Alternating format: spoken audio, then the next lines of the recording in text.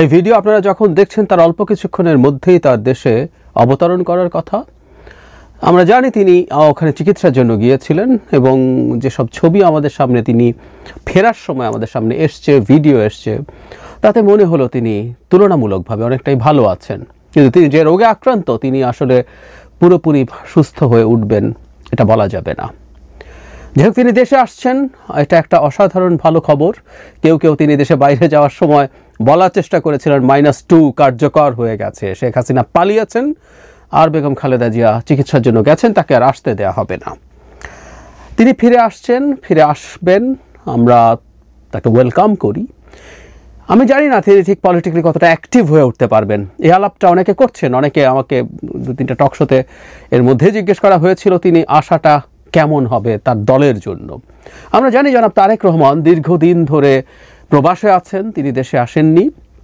এখনও তিনি কবে আসবেন আমরা নিশ্চিত নই। এই সময়টাতে দেশে বেগম খালেদা জিয়া অনিবার্যভাবেই তার দলে খুবই গুরুত্বপূর্ণ ভ্যালু অ্যাড করতে পারবেন। আমরা এই যোগাযোগের যুগে বসবাস করেও ফোনে বা ভিডিও কলেও মুহূর্তে মুহূর্তে কানেক্টেড থাকতে পারলেও সরাসরি থাকা, সরাসরি যোগাযোগের আসলে বিকল্প সেই অর্থে নেই। সুতরাং বেগম খালেদা জিয়া দেশে ফিরে এসে যদি মোটামুটিও সুস্থ থাকেন, অতটুকু দায়িত্ব যদি নিতে পারেন, এটা তার দলের জন্য খুবই খুবই পজিটিভ ব্যাপার হবে। এবং তার এই ফিরে আসা নিয়ে বিএনপি খুব চমৎকার একটা জেস্চার দেখিয়েছে, সেটা হলো তার সমর্থকদেরকে রাস্তায় থাকতে বারণ করেছে, কারণ এসএসসি পরীক্ষা আছে, তাদের বিপদের কথা, তাদের ঝুঁকির কথা, কারণ জ্যাম লেগে গেলে তারা টাইমলি হলে পৌঁছতে পারবেন না। রীতিমতো দলের মহাসচিব আহ্বান জানিয়েছেন যেন তারা এটা অ্যাভয়েড করেন।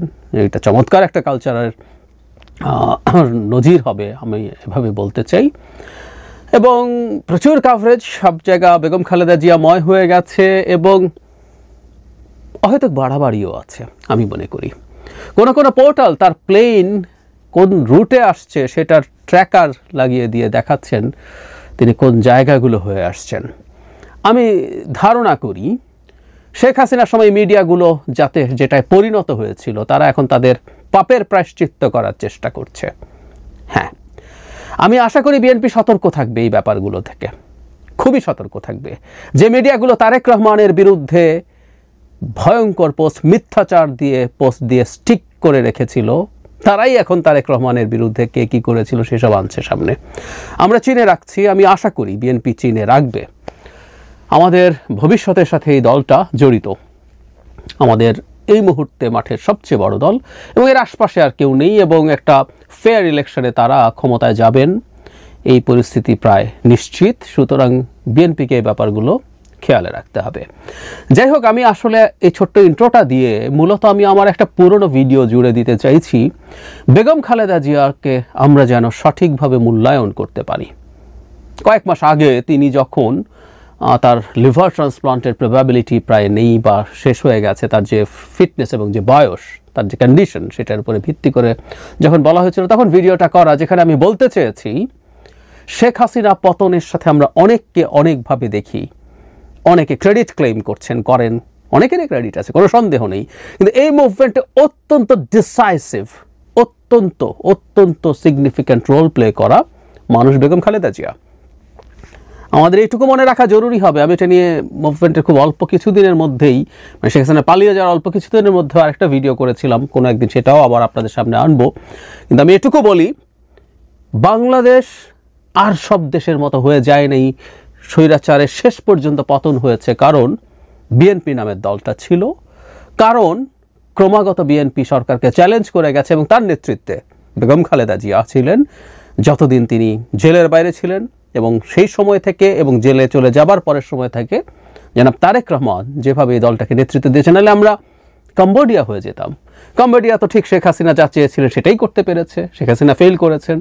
হুন সেন দীর্ঘদিন ক্ষমতায় ছিলেন, প্রায় 3 দশক, তারপর তার ছেলের কাছে ক্ষমতা দিয়ে পরবর্তী উত্তরাধিকার নিশ্চিত করেছেন হুন ম্যানেটের কাছে। কেন পারলেন? কারণ তাদের যে বিরোধী দল ছিল সেটাকে তিনি ক্র্যাকডাউন করতে পেরেছিলেন এবং ওই দলটা টিকে ছিল না, ফলে হুন সেন একচ্ছত্র কর্তৃত্ববাদী হয়ে উঠতে পেরেছিলেন এবং তাকে অ্যাপারেন্টলি কারোর সাথে ওই লড়াইয়ে নামতে হয়নি। বিএনপি লড়াইটা করে গেছে এবং এই লড়াইয়ে নিজের জীবনের ঝুঁকি নিয়ে, নিজের জীবনের তোয়াক্কা না করে জীবের আয়ু কমে যাওয়ার ঝুঁকি নিয়ে বেগম খালেদা জিয়া লড়াই করেছেন। আমার মনে হয় তাকে আমাদের ইতিহাসে এই জায়গাটা দিতেই হবে।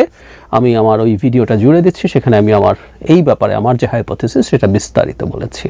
আশা করি যারা আগে শোনেননি শুনবেন তারা। বেগম খালেদা জিয়া চিকিৎসার জন্য লন্ডন গেছেন, সেখান থেকে আমেরিকায়ও যাওয়ার কথা ছিল তার।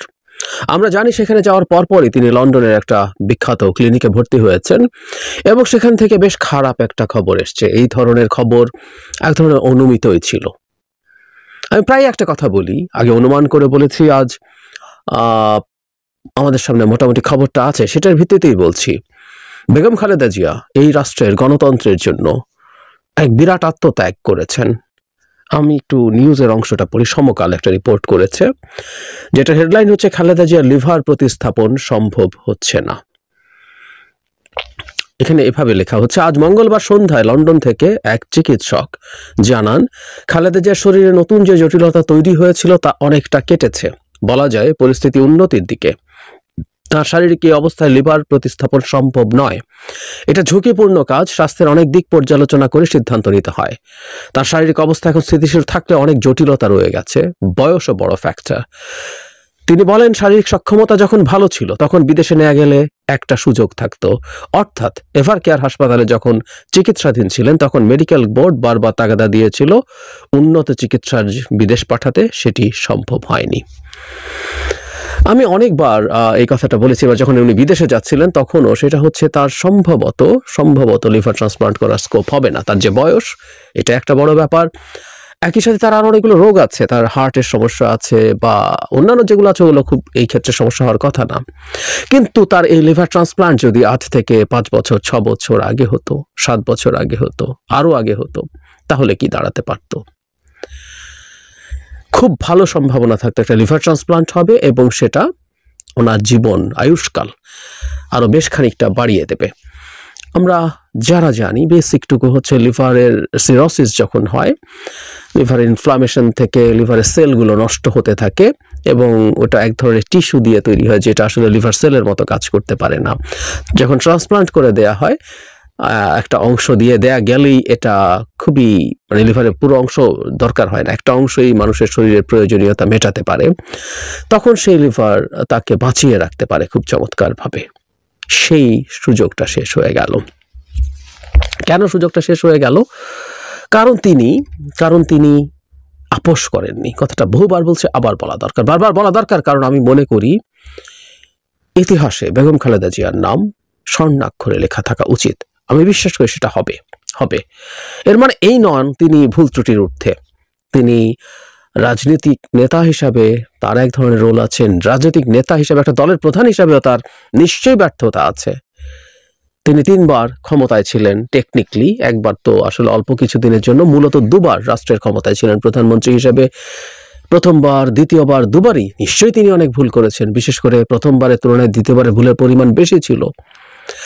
সবকিছু বিবেচনায় নিয়ে বলছি, তারপরও গণতন্ত্রের লড়াইয়ের জন্য তার নাম স্বর্ণাক্ষরে লিখিত থাকবে। ধাপে ধাপে তিনি যা করেছেন সেটা। এই আলাপগুলো করা দরকার, কারণ জুলাই অভ্যুত্থানে সরকার পতনের পর বিশেষ করে স্টুডেন্টদের দিক থেকে প্রথম দিকে তারা আস্তে আস্তে তাদের সেই অবস্থান থেকে হয়তো সরে আসছেন কিছুটা। ক্রেডিট ক্লেম করা শুরু হয়েছে যে শেখ হাসিনার পতনের পেছনে ক্রেডিট কার? বিএনপি পারে নাই, বিএনপি 28 অক্টোবর পারে নাই, এতদিন পারেন নাই, এতদিন কেন মানুষ নামে নাই, এসব প্রশ্ন করা হয়েছিল এবং এখনো করা হয়। আমি ব্যক্তিগতভাবে মনে করি আমাদের ঐক্যের ফাটল তৈরি হওয়ার পেছনে এটাও বড় ফ্যাক্টরগুলোর একটা। যাই হোক, সেটা অন্য আলোচনা, আজ সেখানে যাচ্ছি না। কিন্তু একাধিক ভিডিও করেছি, বিশেষ করে মুভমেন্টের পর যখন খুব অল্প সময়ের মধ্যে ক্রেডিট ক্লেম করা শুরু হয়, ইনডিরেক্টলি একজন কথিত মাস্টার মাইন্ডকে সামনে আনা হয় এবং তিনি নিজেও তার বক্তব্যে এই একই ধরনের দাবি ইনডিরেক্টলি করেন, তখন এটা যে সেই কাজ নয়। এবং শুধু সেটা না, বিএনপির মতো একটা দল কিভাবে এই মুভমেন্টটাকে, বিশেষ করে শেখ হাসিনা বিরোধী লড়াইটাকে ধরে রেখেছিল, কি কি কারণে তাদের বিরাট অবদান আছে, সেই আলাপ করেছি। বিএনপিও নয়, জামাত একটা গুরুত্বপূর্ণ রোল প্লে করেছে 15 সাল পর্যন্ত। একটা পর্যায়ে তারা থেমে গিয়েছিল, কিন্তু একটা পর্যায়ে পর্যন্ত তারা যথেষ্ট ভাইব্রেন্ট ছিল, বিশেষ করে তাদের নেতাদের যখন যুদ্ধাপরাধের বিচারের নামে ফাঁসিতে ঝোলানো হচ্ছিল তখন। আর আমরা অন্যান্যদেরকেও ছোট করব কেন, সংখ্যায় হয়তো কম, কিন্তু তারপরও মানে জনসংখ্যার দিক থেকে বলছি, সমর্থক সংখ্যার দিক থেকে বলছি, কর্মী সংখ্যার দিক থেকে বলছি কম, কিন্তু অনেকগুলো রাজনৈতিক দল তারপরও মাঠে ছিল। গণতন্ত্র মঞ্চ খুব ভাইব্রেন্টলি মাঠে ছিল, তারা যথেষ্ট ভালো পারফর্ম করেছে। ইভেন এই 24 সালের শেষের অংশেও যখন নির্বাচনের আগে আর কেউ মাঠে ছিল না, তখন গণতন্ত্র মঞ্চ মাঠে ছিল। যে কথাটা বলছিলাম, এটা একটা লম্বা লড়াইয়ের ইতিহাস। কিন্তু বেগম খালেদা জিয়ার জায়গাটা কোথায়? আমি এভাবে যদি বলি যে 14 সালে নির্বাচনে যাননি তিনি, তার উপরে যথেষ্ট ইনফ্লুয়েন্স ছিল। কেউ কেউ বলেন উনি 14 সালে নির্বাচনে গেলে ভালো করতেন, কারণ এর আগে সিটি কর্পোরেশন নির্বাচনগুলো ফেয়ার হয়েছিল এবং আওয়ামী লীগ হেরেছিল বিএনপির কাছে। ফলে অনেকে বলছেন যে শেখ হাসিনা কি যেন মিনিস্ট্রি দিতে চেয়েছে, এগুলো নিলে বিএনপি জিতে যেত। আমি একেবারেই মনে করি না। যে আর্গুমেন্টটা আছে, একটা হাইপোথেসিস আছে এরকম যে সিটি কর্পোরেশন নির্বাচনগুলো আওয়ামী লীগ দিয়ে মূলত টেস্ট করার চেষ্টা করেছে আসলে পরিস্থিতি কি, তারপর তারা ন্যাশনাল ইলেকশনের সেই স্ট্র্যাটেজি ব্যবহার করবে। আমি মনে করি এটা দুটো কারণে ছিল, একটা হলো পরীক্ষা করে দেখা, আর একটা বিএনপিকে নির্বাচনে আনা যায় কিনা এটা দিয়ে এক ধরনের টোপ, যে তুমি তো জিতে গেছো, নির্বাচনে আসো। জাতীয় নির্বাচন শেখ হাসিনা ম্যানিপুলেট করতেন। বিএনপির অধীনে যদি স্বরাষ্ট্র মন্ত্রণালয় তথাকথিত থেকেও থাকতো, কিছু আসতো যেত না। এরকম আরো কয়েকটা মন্ত্রণালয় দিলেও কিছু আসতো যেত না। শেখ হাসিনা যেখানে বসে আছেন, দিনের শেষে সবকিছু সেভাবেই হতো। বরং বিএনপি ওই নির্বাচনে গিয়ে শেষ পর্যন্ত শেখ হাসিনার সরকারকে বৈধতা দিতেন। 18 সালে বিএনপিকে নির্বাচনে যেতে হয়েছিল কারণ তার নিবন্ধন বাতিল হয়ে যেতে পারত। বাতিল করে সে ধারের শীষ মার্কাটা অন্য কাউকে দিয়ে দেওয়ার প্রবাবিলিটি ছিল। বিএনপি 18 সালেও যে খুবই কনভিন্সড হয়ে নির্বাচনে গেছে, আমি সেটা মনে করি না। কিন্তু সেই নির্বাচনেই আওয়ামী লীগের সাথে আতাত করতে যদি বিএনপি করত, বিএনপির সাথে সে অফার ছিল, সেখানেই এসে বেগম খালেদা জিয়া তার ট্রিটমেন্ট আরো বেশ আগে নিতে পারতেন। 18 সালের নির্বাচনে তিনি রীতিমতো জেলে, তার আগে তাকে জেলে পাঠানো হয়, এবং তিনি যদি সে আন্ডারস্ট্যান্ডিং এ আসতেন, উনি জেলে থাকতেন না, উনি জামিন পেয়ে যেতেন, বিদেশে চিকিৎসার জন্য যেতে পারতেন। কিন্তু উনি কম্প্রোমাইজ করেননি। বিএনপি রাস্তায় থেকেছে, ফাইট করেছে। সেই কারণেই শেখ হাসিনাকে ইতিহাসের বিভৎসতম ঘটনাটা ঘটাতে হয়েছিল 18 সালে। জাস্ট খালেদা জিয়া তার সাথে আতাত করেননি বলে, আপোষ করেননি বলে 53 জন প্রার্থী শারীরিকভাবে আহত এবং রক্তাক্ত হয়েছেন। বহু প্রার্থী কারাগারে ছিলেন, এবং সেই কুখ্যাত রাতের ভোট এটা করতে হয়েছিল কারণ বেগম খালেদা জিয়া তার সাথে আতাত করেননি। ওই একটা ভোট আওয়ামী লীগের ক্ষমতায় থাকার লেজিটিমেসি একেবারে শেষ করে দিয়েছিল। 14 এক ধাপ, তারপর 18 এবং 24 সালের কথাও বলছি। 24 সালেও তখন খালেদা জিয়া অনেক দুর্বল হয়ে পড়েছেন, তিনি হসপিটালে ছিলেন সেই সময়টাতে, নির্বাচনের আগে দীর্ঘ সময়। তার সাথে দেখা করেছেন তার দলের বাইরের কোন রাজনৈতিক নেতা, তাদের সাথে আমার কথা হয়েছে। তারা আমাকে এভাবে বলেছেন, উনি খুব স্ট্রংলি একটা কথা বলেছেন যে কোনোভাবেই নির্বাচনে যাওয়া যাবে না, কেউ যেন নির্বাচনে না যায়। আপনারা কনভিন্স করার চেষ্টা করেন সবাইকে সাথে নিয়ে নির্বাচন থেকে দূরে থাকুন। এখানেও বেগম খালেদা জিয়া কম্প্রোমাইজ করেননি। উনি বাসায় ছিলেন, উনি সরকারের এক্সিকিউটিভ অর্ডারে বাইরে এসছেন, কিন্তু ওনাকে বিদেশে যেতে দেওয়া হচ্ছিল না। রেজাল্ট কি হতো সেটা পরের কথা, কিন্তু বিদেশে গিয়ে দেখার যে স্কোপ ছিল সেই সুযোগটা উনি নেননি। উনি কম্প্রোমাইজ করেন। এগেইন 24 সালে যদি কম্প্রোমাইজ করতেন, তাকে বিদেশে যাওয়ার পারমিশন তখনই দিয়ে দেওয়া হতো। আওয়ামী লীগ মরিয়া ছিল কোনো না কোনো ভাবে কিছু মানুষজনকে বাইরে থেকে নির্বাচিত করিয়ে আনা। দুটো দোকান খোলা হয়েছিল, তৃণমূল, বিএনপি এবং বিএনএম। বিএনপির সিগনিফিকেন্ট কাউকে নিতে পারেনি, নিতে পারলে জিতিয়ে আনতো। যারা গেছে, জেনারেল ইব্রাহিম, শাহজাহান, ওমর, এদেরকে জিতিয়ে আনা হয়েছিল, সেভাবে জিতিয়ে আনা হতো। কিন্তু উনি কম্প্রোমাইজ করেননি। এটাই বেগম খালেদা জিয়া। একজন সাধারণ গৃহবধূ থেকে একটা রাজনৈতিক দলকে গড়ে তোলা। রাজনৈতিক দল আসলে বিএনপি হয়ে উঠেছে বেগম খালেদা জিয়ার হাত ধরে, আমাদের এটা বলতেই হবে। জেনারেল জিয়া যখন ক্ষমতায় আসলেন এবং এরপর যখন প্রেসিডেন্ট হলেন, তিনি দল তৈরি করলেন। কিন্তু একটা ক্ষমতায় থেকে একটা দলকে আসলে দল হিসাবে বোঝা কঠিন, কারণ ক্ষমতার একটা আলাদা অরা আছে, ওটার মধ্যে সবাই থাকতে চায়, আসতে চায়। ক্ষমতা নানান রকম মজা নিতে, বেনিফিট নিতে অনেকে এসে হাজির হয়। সুতরাং সেই দলটা যখন আর ক্ষমতায় থাকে না, তখন সে কিভাবে দল হিসাবে কাজ করছে সেটা দেখার। সুতরাং বেগম খালেদা জিয়ার হাত ধরেই বিএনপি নামের এই দলটা তৈরি হয়েছে আদতে রাজনৈতিক দল হিসেবে, এটা আমি বিশ্বাস করি। সেটা এরশাদ বিরোধী আন্দোলনের সময়, এবং খুবই রাইট ডিসিশনস নিয়েছেন বেশিরভাগ ক্ষেত্রে। ৮৬ নির্বাচনে যাননি, মানে তখনই তার আপোষহীন সেই ভাবমূর্তি গড়ে উঠেছিল, এবং আরেকজন শেখ হাসিনা বেঈমান হয়ে উঠেছিলেন, যিনি বেঈমান হবে ঘোষণা দিয়ে পরদিনই নির্বাচনে গেছেন, এবং তার সেই লড়াই পরবর্তীতে এরশাদ পতনের সাথে যুক্ত, ক্ষমতায় আসা, এবং ফাইনালি ৮ সালের পর থেকে, বিশেষ করে 11 সালের পর থেকে যখন আওয়ামী লীগ সংবিধান সংশোধন করে তত্ত্বাবধায়ক সরকার ব্যবস্থা বাতিল করে, সেই সময়ে